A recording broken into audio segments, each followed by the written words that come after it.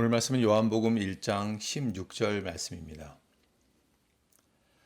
우리가 다 그의 충만한 데서 받으니 은혜 위에 은혜로라. 우리가 다 은혜 받을 자입니다. 하나님 우리를 향해서 단 한 번도 은혜를 멈추신 적이 없으십니다. 시편 145편 17절 말씀을 보면은요. 여호와께서는 그 모든 행위에 의로우시며 그 모든 일에 은혜로우시도다 이렇게 말씀하십니다. 모든 일에 의로우시고 모든 일에 은혜로우신 분이 우리 하나님이십니다. 그런데 우리는 하나님의 은혜가 멈춘 것 같습니다. 때론 나에게 주시지 않는 것 같습니다. 그때가 언제입니까? 고통의 순간이 찾아올 때죠. 지금 고통과 아픔 가운데 계신 분들 꼭 기억하십시오. 지금이야말로 하나님의 은혜를 만날 수 있는 가장 좋은 때라는 사실이요. 그리고 주님과 동행하는 기쁨을 누릴 수 있는 가장 좋은 때입니다. 여러분을 향한 하나님의 마음이 어떠실 것 같습니까?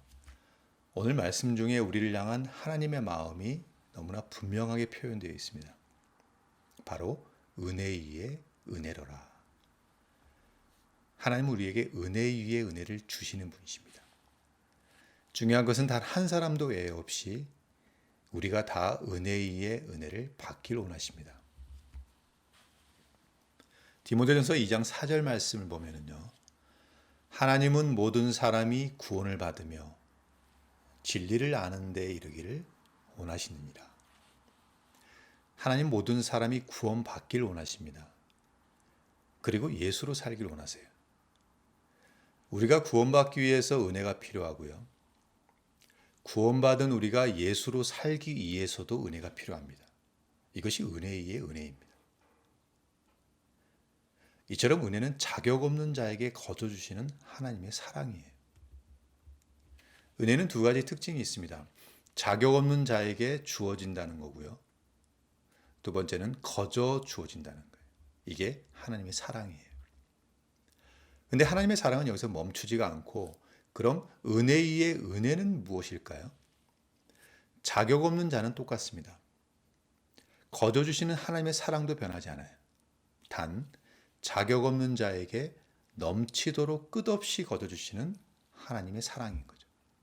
이게 우리를 향한 하나님의 마음입니다. 여러분은 하나님께 넘치도록 끝없이 거저 주시는 사랑을 받을 자격이 있으세요? 당연하죠. 충분히 자격이 있습니다. 그런데 하나님은 우리에게 자격을 요구하신 적이 없어요. 이것이 은혜죠. 그래서 우리는 모두 은혜를 받을 수 있는 거예요. 많은 그리스도인들이 은혜로 살기 원합니다. 은혜를 갈망합니다. 하나님도 우리를 위해서 단 한 번도 은혜를 멈추신 적이 없으세요. 그럼 우리는 마땅히 은혜를 누리며 살아야 되잖아요. 근데 어떻습니까?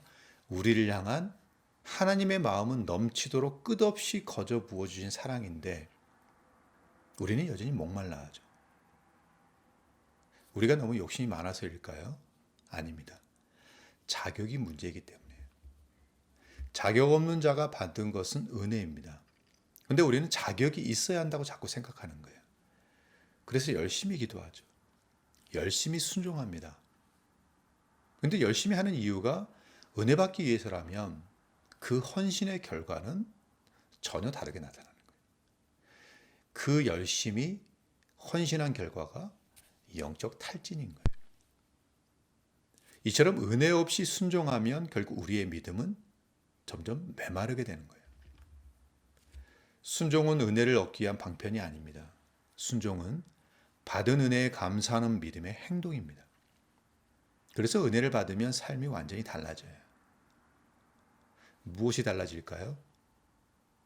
내가 주인된 삶에서 주님이 주인된 삶으로 바뀌는 거죠. 마태복음 16장 24절에 보면은요. 이에 예수께서 제자들에게 이르시되 누구든지 나를 따라오려거든 자기를 부인하고 자기 십자가를 지고 나를 따를 것이니라. 자기를 부인하고 자기 십자가를 지는 삶, 이것이 은혜 받는 삶입니다. 그러나 이 삶이 그냥 되지는 않죠. 억지로 노력해서 되는 삶이 아니고 열심히 하면 사라지는 삶도 아니에요. 은혜 받으면 되는 거예요. 은혜 받으면 순종이 기쁨이 되는 겁니다. 은혜 받기 위해 순종하는 것이 아니라 은혜에 감사해서 순종이 저절로 되는 거죠. 이것이 은혜로 사는 삶이자 예수로 사는 삶입니다. 그럼 우리는 어디서 받아야 될까? 히브리서 4장 16절 말씀 보면은요. 그러므로 우리는 긍휼하심을 받고 때를 따라 돕는 은혜를 얻기 위하여 은혜의 보좌 앞에 담대히 나아갈 것이니라. 이렇게 말씀합니다. 매 순간 때를 따라 돕는 은혜를 받아야 돼요. 이유는 너무나 분명합니다. 세상에서 살아야 하기 때문에. 믿음 없는 세상에서 믿음으로 사는 삶이 그리스도인의 삶이에요.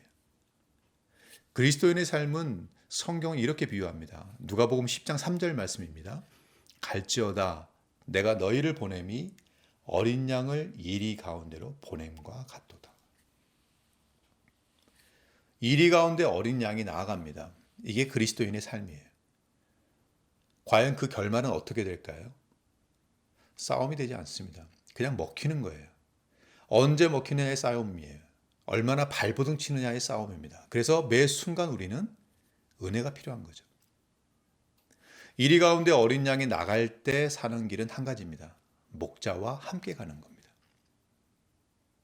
은혜 없이 살 수 없습니다. 그래서 때에 따라 돕는 은혜를 받아야 되는 거죠. 은혜를 받는 길은 너무나 분명합니다. 은혜의 보좌 앞으로 담대히 나아가는 것입니다. 은혜의 보좌는 모든 충만함으로 넘치도록 끝없이 거둬주시는 주님이십니다. 주님께 담대히 나아가기만 하면 됩니다. 담대히 나아가라는 말은 염려와 근심과 걱정으로 나아가라는 것이 아니라 나에게 은혜를 주실 것을 믿고 나아가는 거죠. 히브리서 11장 6절 말씀입니다. 믿음이 없이는 하나님을 기쁘시게 하지 못하나니 하나님께 나아가는 자는 반드시 그가 계신 것과 또한 그가 자기를 찾는 자들에게 은혜를 주시는 이심을 믿어야 할지니라. 아멘. 은혜는 계속해서 우리에게 부어지고 있어요. 근데 우리가 은혜 가운데 있지 못하다면 그것은 은혜의 보좌로 담대히 나아가고 있지 않기 때문인 거죠. 어려운 순간, 고통의 순간, 나를 돕는 자가 있다는 것만큼 힘이 되고 위로가 되는 일은 없습니다. 사랑하는 여러분, 여러분은 때를 따라 돕는 은혜를 주시는 분이 계십니까? 은혜 위에 은혜를 주시는 분이 계십니까? 은혜로 살아가도록 넘치도록 끝없이 거둬주시는 분이 계세요? 우리에겐 자격이 필요 없습니다. 우리가 할 일은요, 은혜 위에 은혜를 주시는 그 은혜의 보좌인 주님께 담대히 나아가는 것입니다. 은혜 위에 은혜로 사는 저와 여러분 되시기를 간절히 축복합니다. 기도하시겠습니다. 하나님 아버지, 우리에게 주어진 10월 한 달도 은혜 위에 은혜를 허락하여 주시옵소서. 한 번의 은혜로 끝나지 않게 하시고 날마다 주님께 나아가 때를 따라 돕는 은혜로 살게 하여 주시옵소서. 예수님의 이름으로 기도드립니다. 아멘.